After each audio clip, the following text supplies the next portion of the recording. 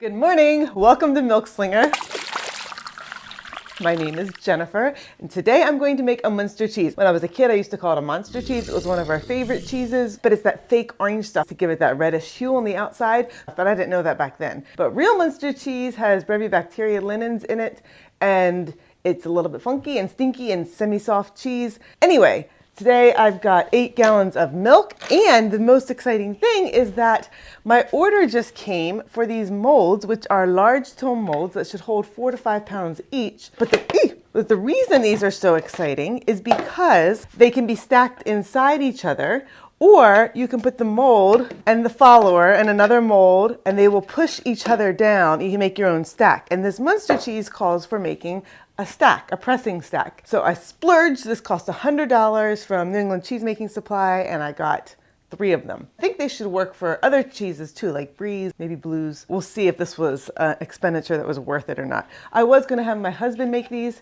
but he hasn't, and he might not for a long time. This recipe that I'm following is a conglomeration of several different recipes. This morning I sat down and read books again and wrote down the process I'm going to use. I don't think it's very complicated today, but where it's going to take more attention is when I am washing it every several days with the wash and salting it. Anyway, that's what we're doing today. Hopefully it will work.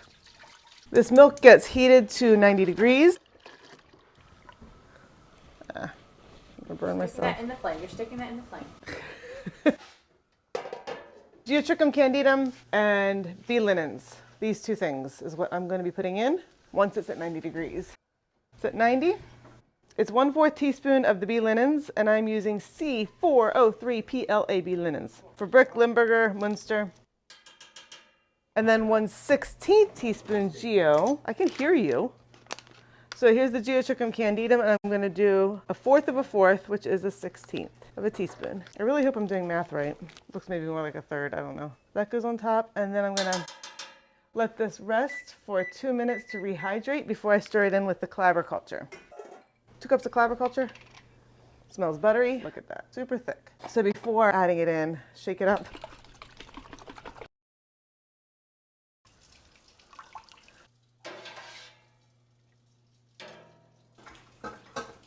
I am going to go scant on this recipe. I'm going to do about 3/4 teaspoon of rennet. A teaspoon, that's probably about 3/4, maybe a little bit more. Dilute it with a little bit of water. Look at all that cream that rose to the top. This milk is so much yellower now that they're eating grass, which is appropriate for a Munster cheese. So this is supposed to set up probably in about 25-30 minutes, but you let it go for a full hour because you want it to get as firm as possible. I was setting up already. This milk is Munster milk. I made a cheese day. Let's check for a clean break. Yep, very lovely. I'm going to do vertical cuts, columns 3/4 inch-ish. So the reason that you want to let the curd set for the full hour instead of cutting it as soon as it sets up, like after half an hour or so, is because firmer curd like that will tend to hold more moisture and retain the fat better because of the stronger protein matrix, according to New England Cheese Making Supply Company. All right, it's time to stir for 30 minutes, holding it at this temperature. I'm going to remove a little bit of the whey first because there is too much. So these curds should be at 90. Let's see what the temperature is before we start. I'm going to be gentle with them, and if I find big ones like this, I will break them up. But I don't want them to get too small. We are at 89.4, yeah, basically 90 degrees. I'm going to let that go. This retained its heat very well. Milk does that. So 30 minutes, just gentle stirring. That's it. I said it retained its heat. It did, but when you come up along the side like this and you get chunks, these chunks are much cooler. You can feel it. It's a noticeable temperature difference. Let's check and see. I bet this temperature has dropped because I'm pulling in the cold side curds. Yep, we are at 87. So I'm going to turn the heat on low just for a minute to bring this back up to 90. Once it's there, I will shut it down again. But just to know that even though it's retaining the warmth in the middle, these curds along the edges do feel noticeably chillier. This is what the curds look like. Some of them are fairly large. I kind of pop those. They're all looking nice. They're not rubbery. The rind isn't strong, but they are feeling firm. And it feels like there's a ton of curds in here. It's a very, very full pot. They are mostly just juicy and flubby. I'm not even going to try to give them the squeeze test because that is not what these are. They are not done in that traditional sense. See all the little small pieces, but most of them are, you know, in that area. And as for taste, sweet, like a soft egg white, lightly poached. So I'm going to let this settle for about 5 or 10 minutes and then we will pour off the whey to the level of the curds. It's not hot, but you have to aim or else you're going to get it over your feet.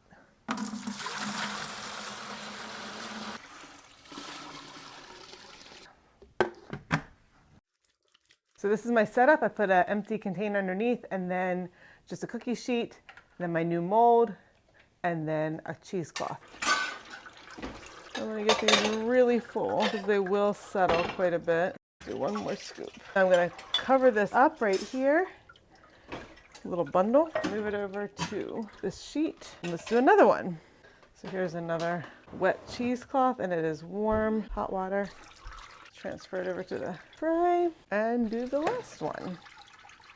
I'm gonna take a little bit out of these, just a wee smidge. There, they should all be about even now. I'm gonna smooth this out over top and put a follower on. Just make sure it's down in there. Bring this cloth out and then taking this tray over to here so these don't sit right into the liquid. Not that that really would matter. Now I know it doesn't look like it, but this pan is clean, the counters are clean, everything is washed at least once. I'm gonna set it on top as the weight. La la. Put another follower on top. This is hilarious. And then put this on top and put this on there. I'm gonna set the timer for 30 minutes for this and then flip them. And then when I flip them, I'll be putting the top on the bottom and just reversing the order. I'm making a mess. I gotta clean things up. I'm continuing to come back in here every couple seconds. I hardly even want to leave it because it's listing to one side and I can just see the whole side toppling over at any moment. So I am staying close by. It hasn't been 30 minutes yet, but I'm going to put this one on the bottom and just reverse the order for this moment because this one is not getting pressed at all. This is still the middle and then this is the top because that's been pressed the most. Yeah, it's wobbly. These are all going to be wonky, wonky shapes.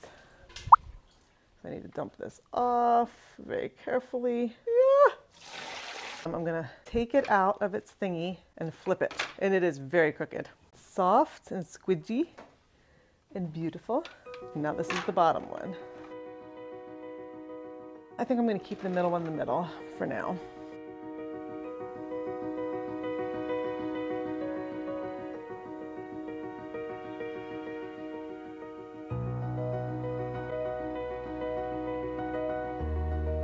I think I just have to correct for evenness by keeping them as straight as possible. We're gonna leave this for another 30 minutes. This time I'm going to keep this in the shuffle. This goes to the bottom, this goes to the middle, this goes to the top. So this one's on the bottom. Oh, and look how much smoother this one is because it was pressed better. It's looking nice.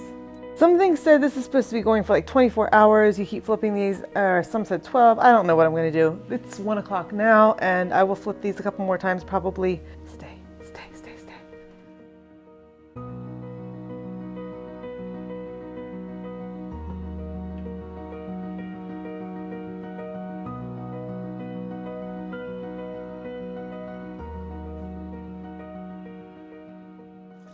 We present you cheese. This is a cheese on top of a cheese on top of a cheese. Now this is called the triple cheese stack. This is only present in like 3% of cheeses worldwide. This thing shows up when little ghouls come down from the attic and they stack cheeses in the middle of the night. That's why they're stacked like this. So mom had them stacked out like this, but then a ghoul came down and stacked them like this. What kind of cheese is it? Munster cheese. Yeah, that works. There's a bunch of whey in the bottom, as you can see. There used to be a bit more, but the thing is, ghouls like whey, so they drink it. You get a little bit of ghoul bacteria in the cheese, which helps the mold grow. Now, this cheese right here, you can sort of see that it's a little orange. This is because this cheese is Republican. I don't have any more commentary. See ya. This is supposed to sit in here till tomorrow morning, and what it is doing while it is sitting in here is acidifying. If I had a pH meter, I could see that the pH is dropping to 5.2, I think. Smells yummy. All right, tomorrow morning we will continue. The pH has dropped. If I had a pH meter, I would know that. What I'm going to do now is weigh them, figure out the amount of salt they each need, and then we're going to salt them over the course of a couple days. This is how they're supposed to be, kind of firm, but not hard. It actually just feels like a regular cheese to me, so it might have been pressed too hard. I don't know. I'm going to measure these in grams. 1539, 1371, 1449. What I have read says that you're supposed to do 1.75% salt. That's lower than normal. I have been warned by people that I'm doing salt too high, and I've also kind of figured that out, especially when it comes to soft cheeses. So I am going to try to be exact with this, and we'll see if it's enough. If it's not enough, I'm blaming all y'all. 1449 grams. That's how big the cheese is, times 0.0175 equals 25 grams of salt. It's not a huge difference, but I'm going to try to be exact. So I'm going to divide this and do it half today and half tomorrow. So to keep my mind straight, I'm going to put the big one by itself, that heavier one at the bottom, and the lightest one at the top. Salt for the biggest one is 27 grams. The baby one is 23. I'm going to take a bunch of the salt, but not all of it, just half. And it's just going to set like that. So here we got 25 grams for this one. The smallest one. All right, so this gets set right here, and I will come back and salt these. I waited 24 hours to salt the second side because I've been consulting different recipes and they all have various times at which they say to do things. And the New England cheese making says they salt it over the course of 3 days. So I figured I could wait 24 hours and do it again. Plus, I like the fact that I can see the salt seeping in. It makes me feel like I'm not wasting anything. If I'm going to go flip it, then I feel like salt falls off. And because I'm doing a lower salt level, I want to make sure it all goes in. So I'm going to clean out the boxes, get all the moisture out of them, flip them, and put salt on the other side and let it go for another 24 hours. Just a little bit is left, but it's all, and this feels kind of dry now and hard. And look at all that whey that came off. Dump this and flip the cheese. Oh, how's it smell? It doesn't smell bad. I wonder if I can get any on the side. I don't like doing that because it feels like it's falling off a little bit, which it is. There we go. So hopefully that'll be enough salt for that. You can see the condensation in there. It's looking wet there. Look at all that. Sitting in so much whey. And flip and salt. This one, because it's been sitting in the salty whey that's been extracted, it feels like it's probably had a chance to get better salted. And we'll let this go another 24 hours. I'm going to just wipe out the containers, make sure there's no extra liquid, and we're gonna pop them in and start aging them. It smells delicious. I guess I should probably wash my hands. Oh dear, it's in a lot of water. This is slimy right here. It's like fuzzy. I can see it growing up. It's like candidum or something. Cool beans. It feels like the salt is all worked in. Let me get a thingy to set this on while I do my stuff. Look at all that whey that came out. Gonna dump it. This is supposed to stay at 95% humidity at like 55 degrees. What is that? Piece of like metal, like foil? The sides of this one are also slippery. Oh, look at all that mold. I do not know if that is normal or not. It's slippery. It's like gummy. Gonna let it go because I don't know any better. Yep, mold on this one too. It's like candidum stuff. I'm gonna say it's good. No clue. And there's all that liquid. Keeping it sealed in because you want high humidity. I took the shelf out, so I will have enough room. Let me go see what I'm supposed to do next. Hi, y'all. So anyway, I'm supposed to wash these every couple days for the next 2 weeks and keep flipping them every day or so. I can do that. That's slippery right there. I don't like that. I'm gonna put a little bit of salt on it because I feel like it hasn't developed its rind. It hasn't dried out yet.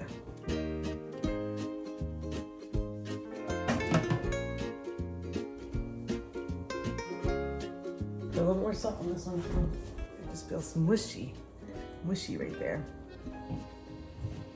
But that could also be the bee linens taking effect. This is future Jennifer here, and this amount of salt is unnecessary, but it's fine.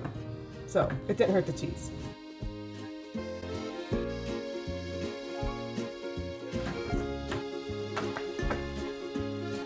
Oh, it is sticky. It's getting slippy. It smells kind of putrid and rank. This is totally the bee linens. I can smell them so strong.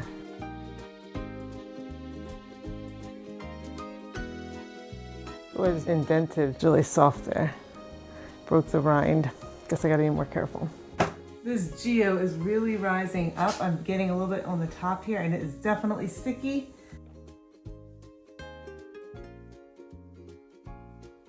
I think I was washing them too much. No, they're not really goopy. This one feels actually quite good, though it does feel a little soft in some spots. I do think these need to be aired out now. See, it's sticking right here. I'm gonna lose the rind. No, I'm not losing the rind. It needs a little bit more breathing room. I'm just gonna set these in the cheese cave like this for right now, so they get some more air. Well, actually, could I do this? See, look at that, it moves. I can stack 3 in one thing. I'll keep it cracked in the cave like that. Okay, so here we go with the stinky poo cheese. This is making the downstairs bedroom stink, even though it is in the cheese cave. It still is leaking out and we smell it. Feels a little bit dry. Okay, I'm gonna just flip and wash the new top. Oh, there's blue on that one.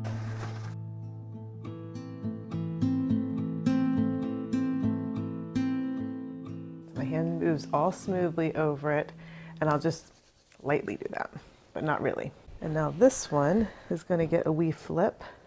And this is the new top. And this one feels the driest of all of them, which stands to reason since it's at the top and is less humid probably because of the open air. Just gonna do a tiny bit here. Putting that back in the cave, cracked. I don't know that I want to keep rubbing the sides if it's getting fuzzy like that. That's the part I'm not sure about. And there it feels smushy. Okay, I'm just gonna do a little bit on the sides. This rind is kind of coming off there a little bit, which bothers me. Maybe that's what's supposed to be happening because of the candidum. Maybe that means it's getting close to being done. I don't know what I'm looking for, actually.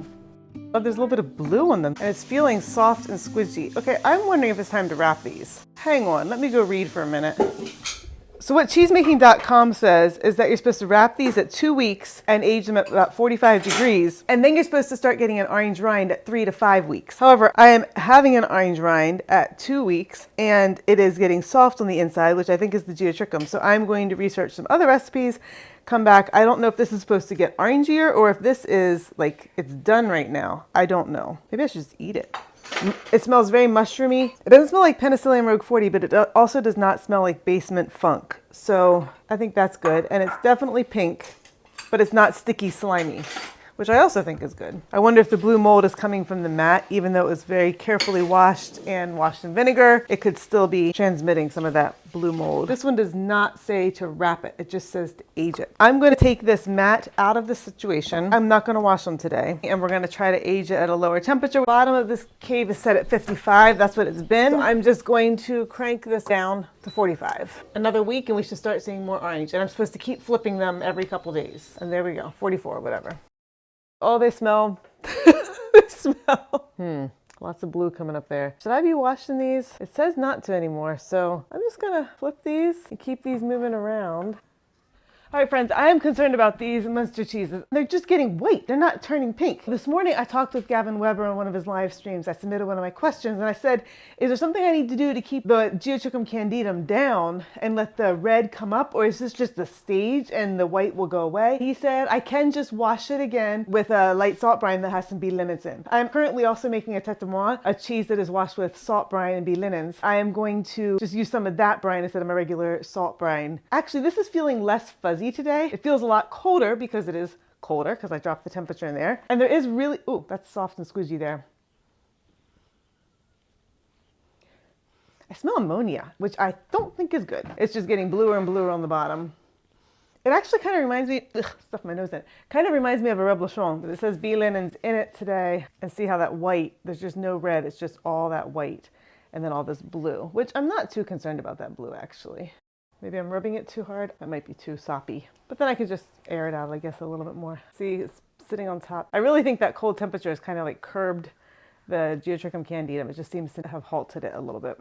The Geotrichum candidum retains moisture in the cheese and it also adds flavor to it and helps to develop it. Kind of creates like a landing page for the bee linens.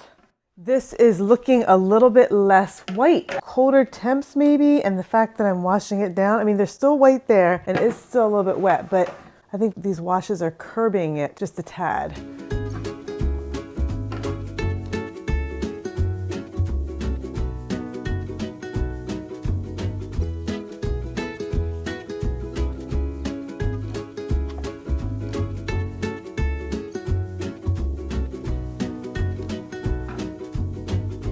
guys, I'm having the hardest time figuring out what to do with this Munster cheese. It doesn't seem to be changing, and instructions are at best vague in most of the places I've looked. Some of them say at about 3 weeks to 5 weeks, you're supposed to wrap the cheeses. And I'm assuming that's the same stuff that you wrap Brie and Camembert. Other ones say that once the red mold develops, just stop washing them. Just keep flipping them like twice a week. Other ones say you can eat it like at 4 weeks to 6 weeks. Other ones say the red mold's supposed to develop and completely take over the white and just keep washing to infinity and beyond. I don't know. So here's what I'm going to do. I am going to stop washing these cheeses. I'm going to flip them about twice a week, and I'm going to seal the container because they're not getting wet and I want to keep humidity in, and I think that might be okay.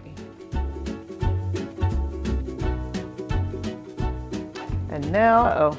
Dang it, I can't seal this. You know, why not just stack 3 of them? I don't need that thingy anymore.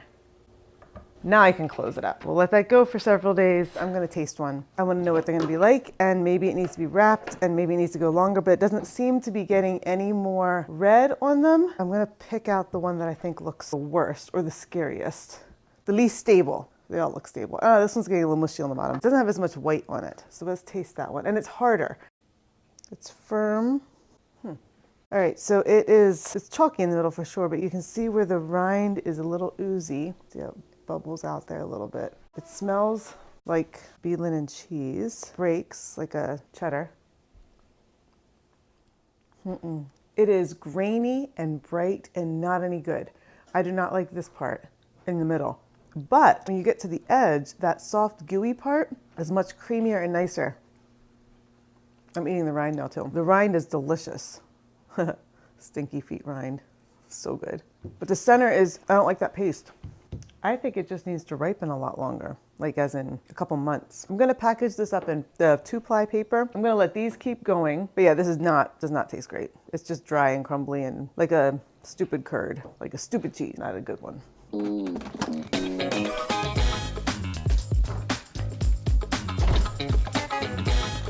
Excuse me, you get out of the way. I'm just gonna put this together. I'm even gonna stick this little piece back in. Is that bad? That might be bad. Oh well. And I'm gonna wrap it. So this one's going in at 55 degrees down to the cheese cave. It has a little bit of a give to it, but not much. And hopefully it will soften and we'll get a softer cheese. And these will go back into 45-degree temps. Can you please run this to the basement? I've been kind of forgetting these Munster cheeses. The one is in the basement and it doesn't feel any different. And this doesn't really feel any different. I'm not impressed. I think I'm gonna wrap these both today. I'm sick of this container and I'm kind of sick of looking at them. Maybe I'll check them in 6 months, I don't know. Yeah. We'll put these in the basement and let them just keep going. This one is feeling a little bit squidgy, but not much. I'm gonna just taste it and we're gonna see how it's been doing. That's looking like a Muenster actually. That's kind of good. Not bad. I might have to take that back. This might be horrible. I don't know if that's good or bad. I mean, obviously, all that milt's not good, but it's blue cheese. It really smells like blue. Should I see if I can eat this or will I die? Ooh, that got pink the whole way through. Look at that wedge. That's really gross. Okay, let's cut and see what we have here. It's Munster cheese. It turned into a monster. We're gonna see how bad it is. It looks like it's rotten. It looks like it's rotten, but that's just the side that was exposed because I cut into it before. Okay, there you can see that part right there, it squidges and then it's more pasty in the middle. So that's softening around the edge. Yeah, see, it bulges right there and then it meets up against the firmer paste, but it's actually getting kind of smooth. So I'm gonna try some of this and hopefully not die. I won't die, I'll be totally fine. Silly to think that you would die. There, now you can see even better the paste. Let's taste, see if this got any better. Oh, honey. You got a smudge. Come over here. So to taste this,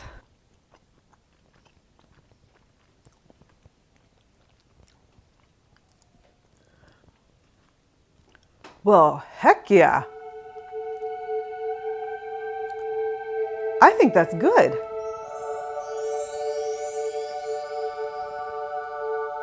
It's the texture of a Brie, but with a little bit of the stinky feet smell. Okay, let's thumb it like they do when they're doing cheese tests. Okay, right there it's chalky, so you can see that division right there. So if you thumb it, you're supposed to smear it and see if there's any sandiness. Oh, look at that. It is totally satiny creamy, see? It is like pure butter. Wow. You can eat the rind.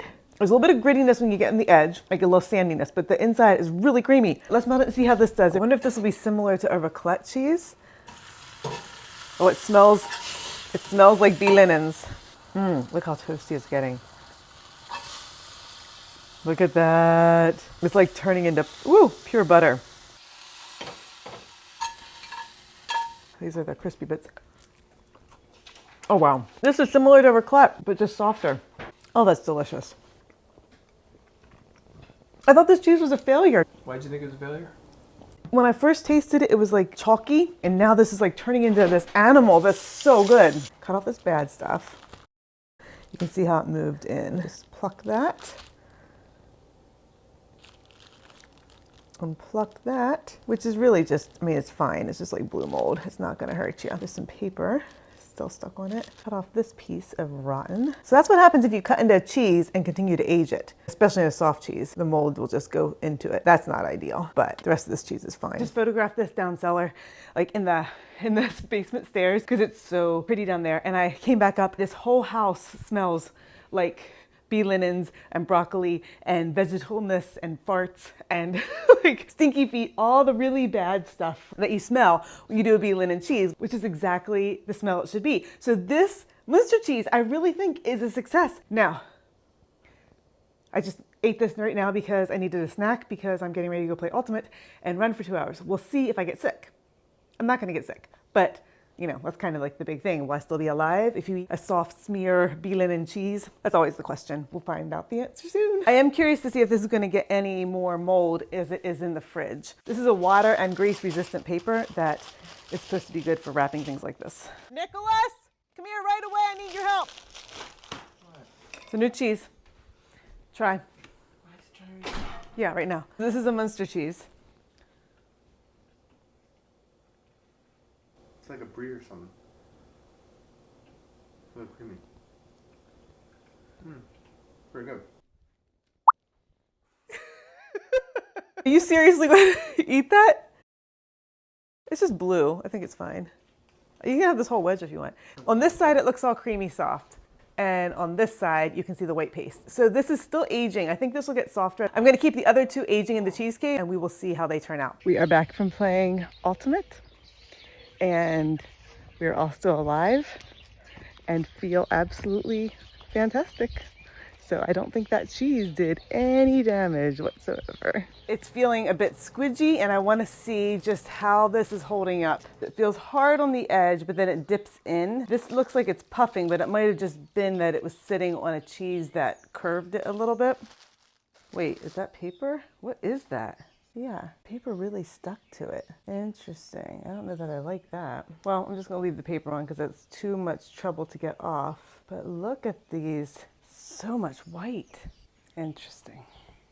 All right, let's cut into this.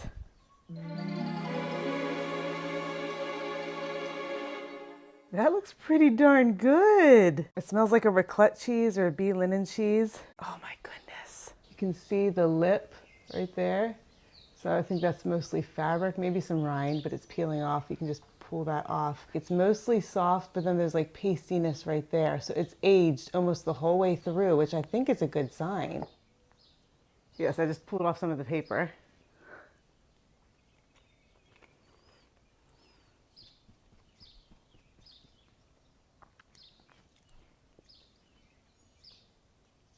Okay, take the paper off, Jennifer. Don't eat the paper. And the edge does have a little bit of a crystally.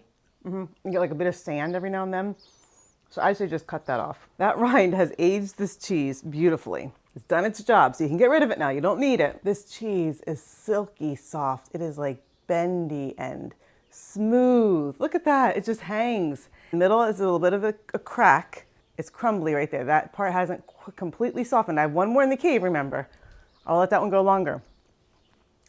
But that's fine. Holy cow. This is real Munster cheese. It's butter, guys. That is like butter. It's basically just like cream. Then this part, which is the drier center part, this is a little bit firmer. You can see how it hasn't quite disintegrated yet. It's a little bit more pasty. But this, look, it's actually melting on my hands. This is butter. Oh my goodness. Wow, the salt levels are perfect. You get a little bit of that funk from the bee linens, but it is not strong. It has done its job to make this cheese a soft, creamy, luscious, wonderful cheese. Swoon.